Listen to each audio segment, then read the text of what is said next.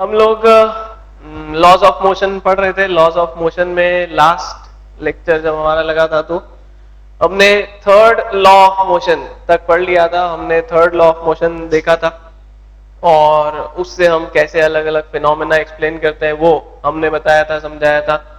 ठीक है, अब इस चैप्टर में जो है एक लास्ट पार्ट बचा है जिसको हम आज कवर करेंगे और फिर ये चैप्टर भी कंप्लीट हो जाएगा हमारा। The last part of this chapter is conservation of momentum.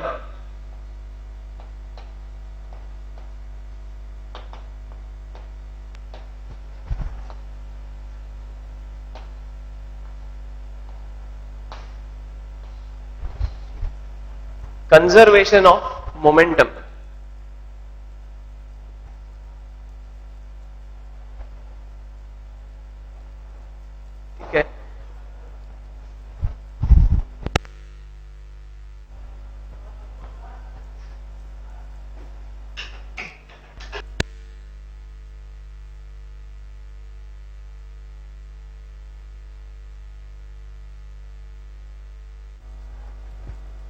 ठीक है, नाउ कंजर्वेशन ऑफ मोमेंटम में हम जो चीज पढ़ेंगे, whenever we say that we are conserving something, the term conservation simply means that the total will remain same. जैसे अगर मैं बोलूं कि मैंने एक बैग में, ठीक है, मैंने एक बैग लिया, उसमें मैंने पहले 1 kg का एक ऑब्जेक्ट डाला, फिर मैंने एक दूसरा ऑब्जेक्ट लिया 2 kg का, उसको उस बैग में डाल दिया, तो हम यहां पर ये बोलेंगे that finally the total mass of the bag will be 1 kg plus 2 kg equal to 3 kg। तो हम ये बोलते हैं that the mass remains conserved, the total mass remains conserved. या हम उल्टा बोले, हम ये बोले हमारे पास एक बड़ा ऑब्जेक्ट है, उसका मास सपोज 10 kg है, हमने उसके ढेर सारे टुकड़े कर दिए, हमने उसके ढेर सारे पीसेस कर दिए, then we will say that the sum of mass of each piece, हर पीस का अगर हम मास लेते जाएं और उसका टोटल अगर हम करें, then that total will again come out to be 10 kg। This is the meaning of conservation of mass. मतलब जो टोटल मास था वो कुछ भी हम कर ले वो ही रहेगा, हम उसके पीसेस कर दें, ठीक है, जितने चाहे पीसेस कर दें, उन सबको हम अगर एडअप करें तो वापस वही मिलेगा। या हम इंडिविजुअल ऑब्जेक्ट्स को कंबाइन करें और उन इंडिविजुअल ऑब्जेक्ट्स का मास हम एडअप करें, तो वो जो फाइनल एक ऑब्जेक्ट बनेगा उसका मास उतना ही होगा जितना इंडिविजुअल ऑब्जेक्ट्स के मास का सम था। This is the basic meaning of conservation, ये कंजर्वेशन का मीनिंग होता है। अब यहां पर हम क्या बोल रहे हैं, conservation of momentum. That means हम यहां पर कुछ ऐसा बताना चाहेंगे that the total momentum remains conserved, the total momentum remains constant, it remains conserved.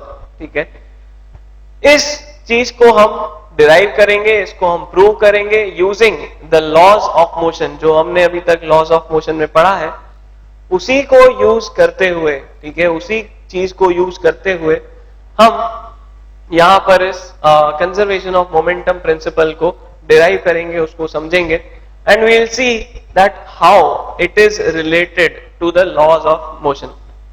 ठीक है, नाउ मोमेंटम की अगर हम बात करें, मोमेंटम को हमने डिफाइन किया हुआ है, momentum is the product of mass and velocity of any object. Object का जो भी मास है और उसकी जो भी वेलोसिटी, उन दोनों का प्रोडक्ट जो होता है उसको हम मोमेंटम डिफाइन कर देते हैं। नाउ कंजर्वेशन हम कब करेंगे, जैसा हमने बताया, या तो हम किसी चीज के पीसेस कर रहे हैं या हम कुछ चीजों को कंबाइन कर रहे हैं, उनको एडअप कर रहे हैं, तो हम वहां पर कंजर्वेशन का प्रिंसिपल लगाएंगे। अगर सिंपली एक ही ऑब्जेक्ट है, ठीक है, if there is simply one object, then there is no point in using conservation principle. अगर एक ही ऑब्जेक्ट है तो उसका मोमेंटम जो है वो की वो ही रहेगा। अगर उसको हमने v वेलोसिटी दे दी तो वो उसी v वेलोसिटी से चलता रहेगा, उसका मोमेंटम वही m इंटू वी बना रहेगा. So this conservation principle mainly comes into picture when two particle come into contact with each other, they interact with each other. तब दो moving bodies, दो bodies जिनके पास कुछ momentum है, वो जब आपस में इंटरैक्ट करती हैं, तब ये प्रिंसिपल हमें अप्लाई करना होगा. या फिर ऐसा कि एक बॉडी है, वो कुछ पीसेस में डिस्ट्रीब्यूट हो गई, उसके कुछ पीसेस हो गए, जैसे सपोज एक बॉम्ब है, ठीक है, क्रैकर है, तो वो जब ब्लास्ट होता है, पहले वो रखा हुआ होता है, फिर वो ब्लास्ट होता है और वो कई सारे पीसेस में डिवाइड हो जाता है. सिमिलरली यहां पर हम इस तरह के केसेस देखेंगे, या तो कुछ ऑब्जेक्ट्स कंबाइन हो रहे हैं, या फिर एक सिंगल ऑब्जेक्ट जो है वो कुछ मल्टीपल नंबर ऑफ ऑब्जेक्ट्स में डिवाइड हो रहा है. पहले हम वो केस देखते हैं जिसमें दो ऑब्जेक्ट्स एक दूसरे से आके इंटरैक्ट करते हैं. सच एन इंटरैक्शन, इसको जो हम टेक्निकल टर्म देते हैं, it is called as collision.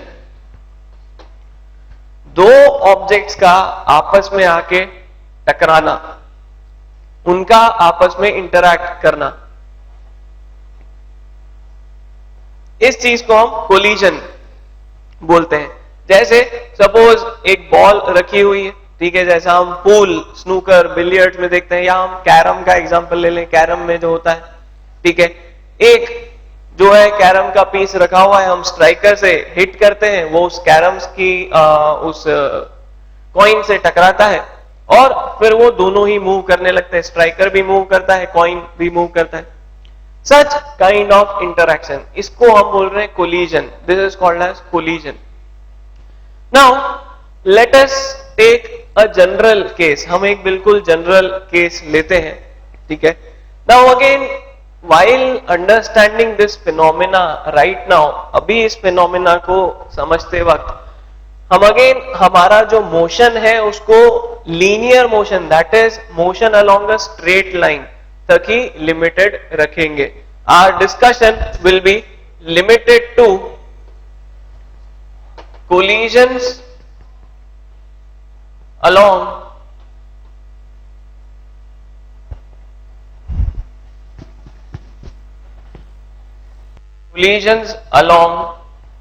a straight line.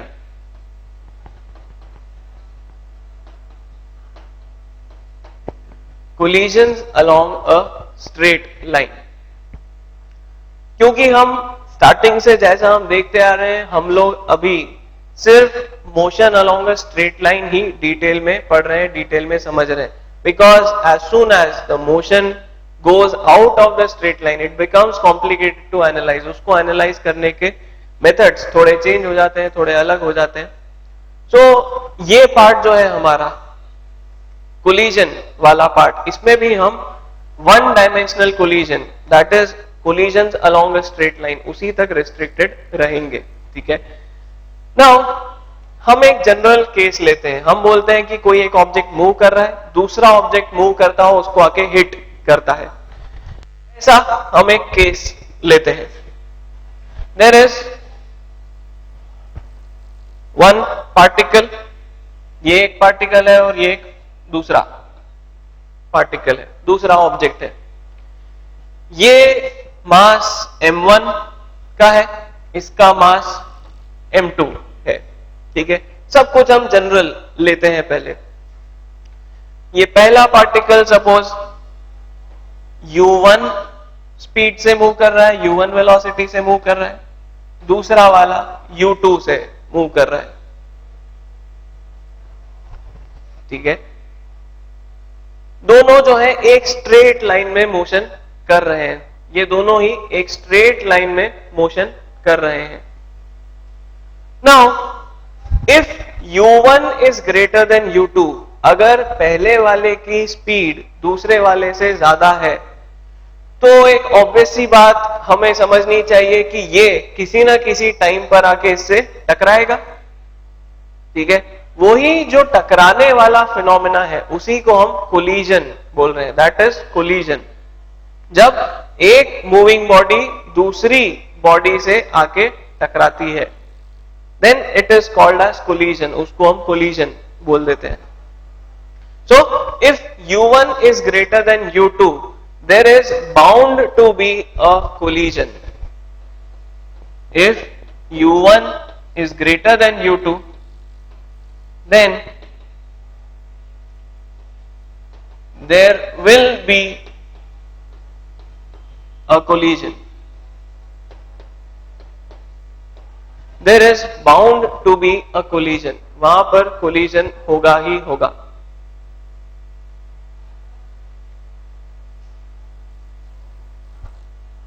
ठीक है. अब हम बोलते हैं जैसे ही एक दूसरे से कोलाइड करेंगे, as soon as they collide with each other, जैसे ही ये एक दूसरे से कोलाइड करेंगे तो फिर क्या होगा, ये पीछे वाला जो है ये आगे वाले को कुछ पुश करेगा और आगे वाला तेजी से जो है आगे मूव करने लगेगा, पीछे वाला जो है वो थोड़ा स्लो हो जाएगा आफ्टर द कोलिजन. ठीक है. अगेन इसको हम कुछ प्रैक्टिकल सिचुएशन से रिलेट करें. अगर एक बॉल रखी हुई, हम दूसरी बॉल से अगर उसको हिट करते हैं तो जो रखी हुई थी वो मूव करने लग जाती है, जिससे हमने हिट किया था वो या तो बहुत स्लो हो जाती है या ऑलमोस्ट वहीं पर रुक जाती है. सिमिलरली यहां पर ये जो सिचुएशन है, this is before collision.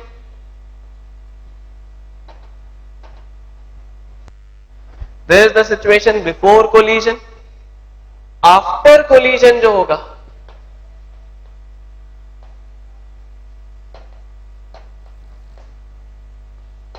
After collision जो होगा उसको हम अगर ड्रॉ करें तो फिर से यही दो पार्टिकल्स, ये वाला पार्टिकल अब कुछ v1 वेलोसिटी से मूव करने लगेगा, दूसरा वाला कुछ v2 से मूव करने लगेगा.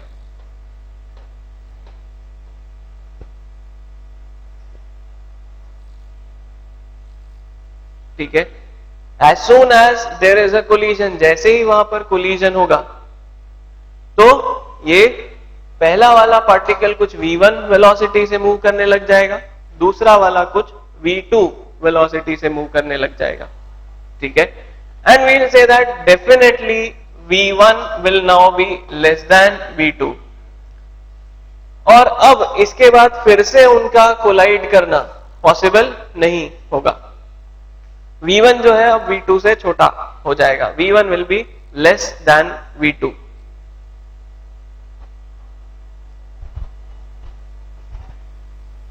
ठीक है. नाउ हम यहां पर अब न्यूटन्स लॉज ऑफ मोशन को अप्लाई करके इस चीज को समझने की कोशिश करते हैं. हमने क्या कहा था, अगर किसी भी ऑब्जेक्ट की स्टेट ऑफ मोशन में चेंज होता है, that means definitely some force has acted on it. उस ऑब्जेक्ट पर डेफिनेटली कुछ फोर्स एक्ट किया होगा. ये पहले u1 से मूव कर रहा था, अब v1 से मूव करने लग गया. So definitely some force must have acted on it. ये पहले u2 से मूव कर रहा था, अब v2 से मूव करने लग गया. Definitely some force must have acted on the object. ठीक है.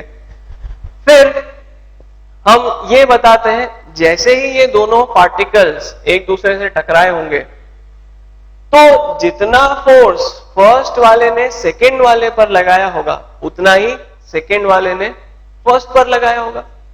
By Newton's third law of motion.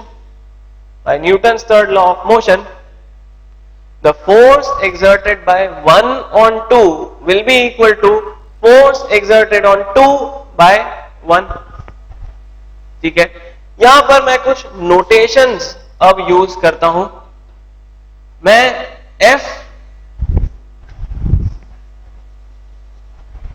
मैं अगर F12 लिखता हूं, F12, then this implies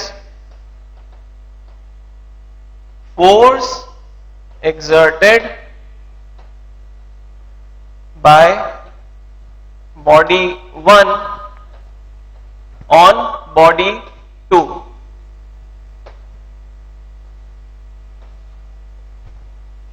Force exerted sorry, on body 1 by body 2, on body 1 by body 2. This is a standard convention. ये again एक standard convention है जब हम लिखते हैं F12.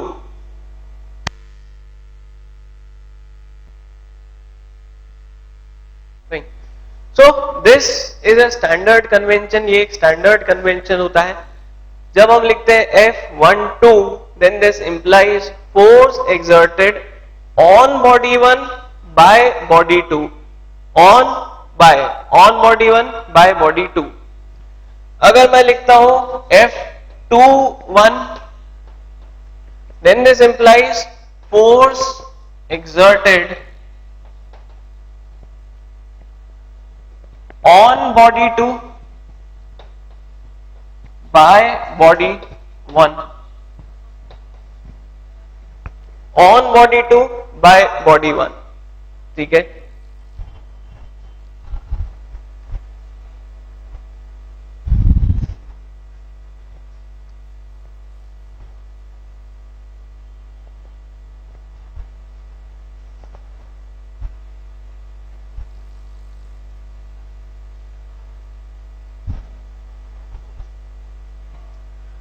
Now, according to Newton's third law, these are action-reaction pair of forces.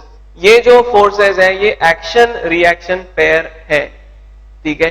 जितना force 1 ने 2 पर लगाया उतना force 2 ने 1 पे लगाया.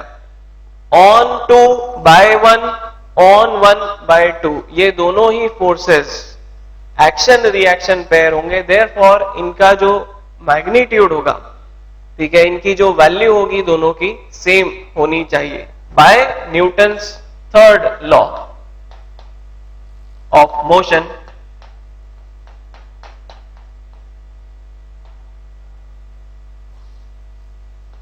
F12 and F21 are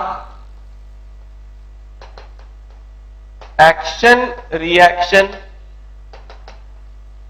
pair.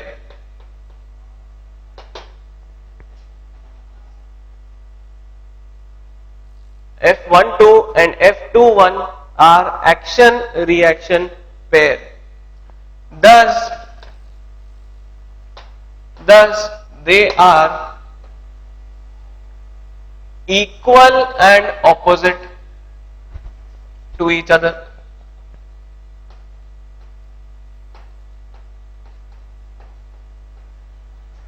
Thus, they are equal and opposite to each other.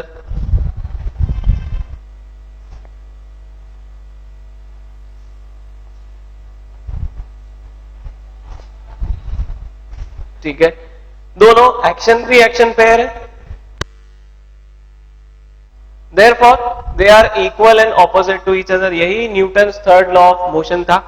When two bodies interact, दो bodies जैसे एक दूसरे से इंटरैक्ट करती है, then they exert equal and opposite force on each other. उन दोनों के बीच में जो फोर्स लगता है वो इक्वल एंड ऑपोजिट होता है. To every action there is an equal and opposite reaction. 1 ने जाके 2 को हिट किया, ये एक्शन था. 2 ने 1 पर फोर्स लगाया, ये रिएक्शन है. ठीक है. नाउ इस पूरी बात को हम अगर इक्वेशन फॉर्म में लिखें, then we can write that F12 is equal to minus F21. Minus हम क्यों लगा रहे हैं? क्योंकि वो ऑपोजिट डायरेक्शन में.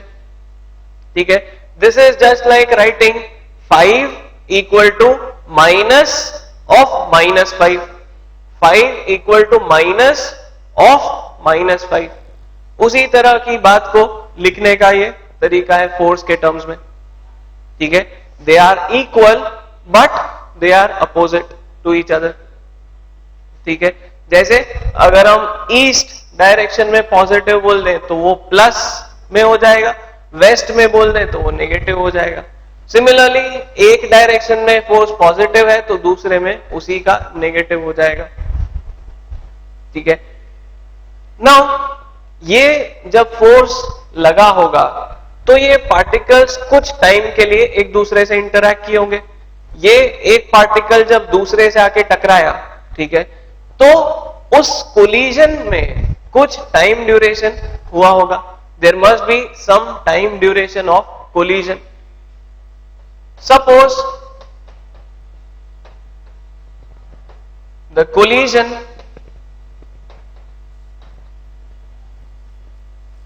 collision happens in a time interval t. The collision occurs in a time interval t.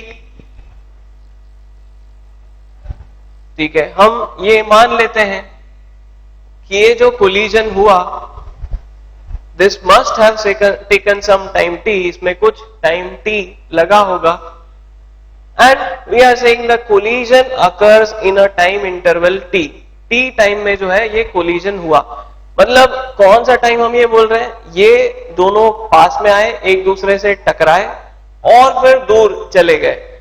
So time starts when they collide and time ends when they start separating from each other. जैसे ही वो एक दूसरे से टकराए और separate हो गए, इस दौरान ये जो टाइम है उसको हम कोलिजन का टाइम इंटरवल t बोल दे रहे हैं। This time is generally very very small, ठीक है। This is fraction of second, fraction of seconds, ठीक है, 0.01 सेकेंड, 0.001 सेकेंड, इस ऑर्डर का इतना छोटा टाइम इंटरवल ये होता है जनरली, ठीक है। नाउ इससे हम आगे क्या एनालिसिस करेंगे उसको देखते हैं फिर।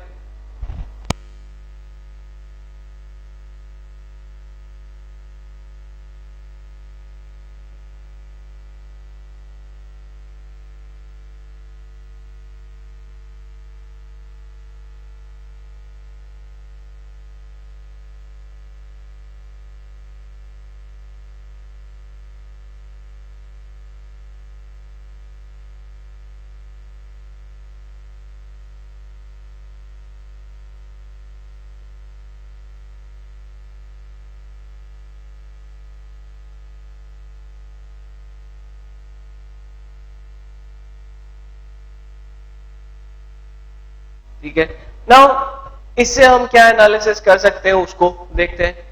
याद करो हमने सेकेंड लॉ ऑफ मोशन में फोर्स को डिफाइन करने का तरीका सीखा था। हमने कहा था F is equal to rate of change of momentum. हम उसको delta P upon delta T लिख सकते हैं। हमने इस तरह के फॉर्मूले वहां पर बताए थे। We can write it as delta P upon delta T, or we can write it as m into v minus u upon t. ये हमने Newton's second law of motion का कंक्लूजन दिया था। This was the conclusion of Newton's second law of motion.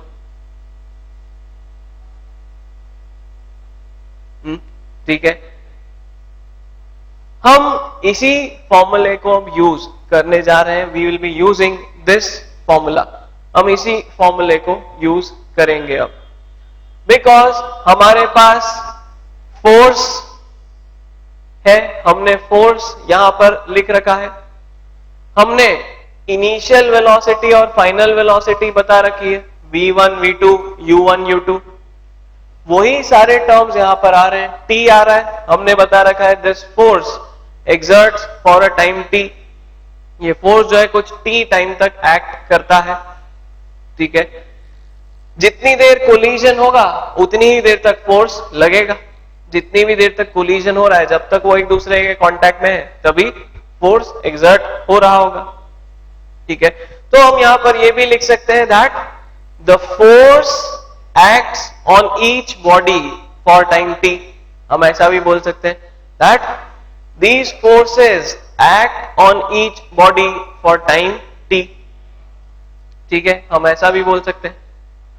Now using this definition, इस फॉर्मूले को, इस definition को यूज करते हुए हम लिखेंगे F12 is equal to force exerted on body 1 by body 2.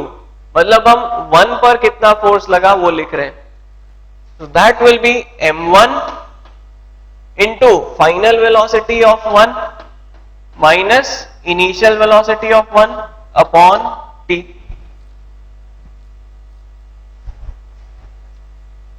ठीक है, mass of first body into final velocity of first body minus initial velocity upon t.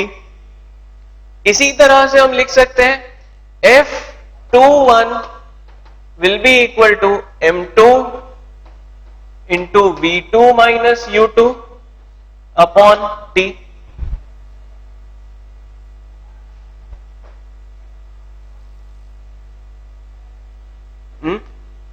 m2 into v2 minus u2 upon t. बिल्कुल similar. Now using this three equations, ये पहली, ठीक है, ये दूसरी और ये तीसरी equation. Using these three equations we can now solve them further. वहां हमने क्या लिखा है, F12 equal to minus F21. F12 की वैल्यू हमने बता दी, F21 की वैल्यू हमने बता दी.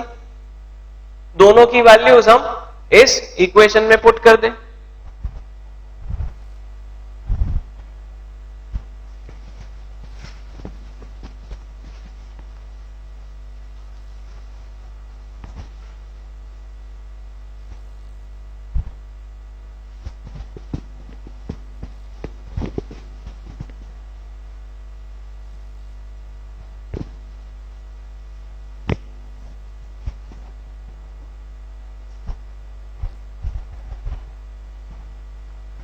ठीक है, using 1, 2 and 3,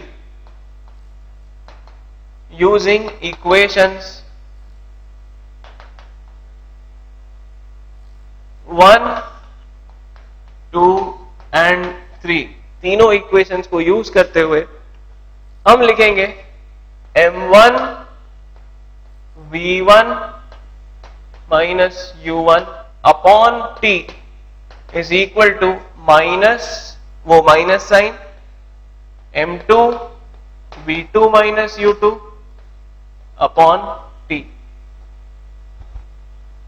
m2 into v2 minus u2 upon t.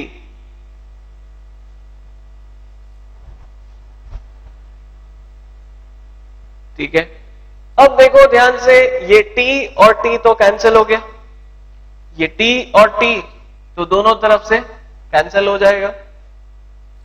हम इन ब्रैकेट्स को ओपन करते हैं, यहां हमें मिलेगा m1 v1 minus m1 u1 equal to, यहां हमें मिलेगा minus m2 v2 minus m2 v2 और इधर माइनस इंटू माइनस प्लस, तो plus m2 u2 plus m2 u2 आ जाएगा वहां पे. ठीक है, अब मैं क्या करता हूं, u वाले टर्म्स एक तरफ ले लेता हूं, v वाले टर्म एक तरफ ले लेता हूं, and what we will see that m1 v1 plus m2 v2 is equal to m1 u1 plus m2 u2.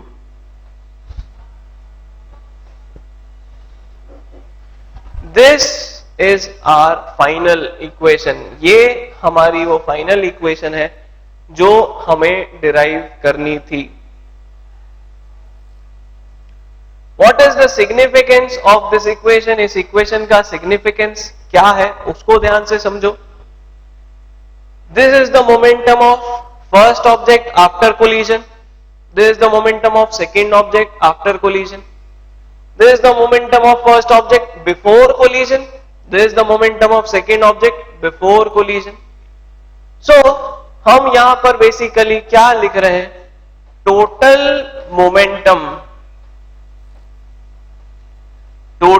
Momentum after collision is equal to total momentum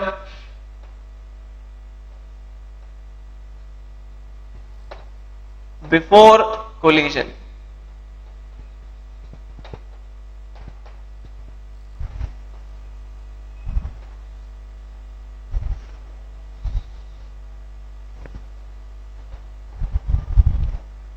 Total momentum after collision is equal to total momentum before collision.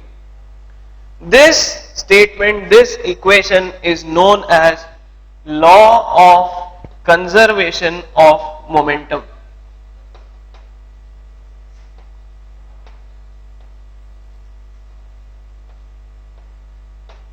This is known as the law of conservation of momentum.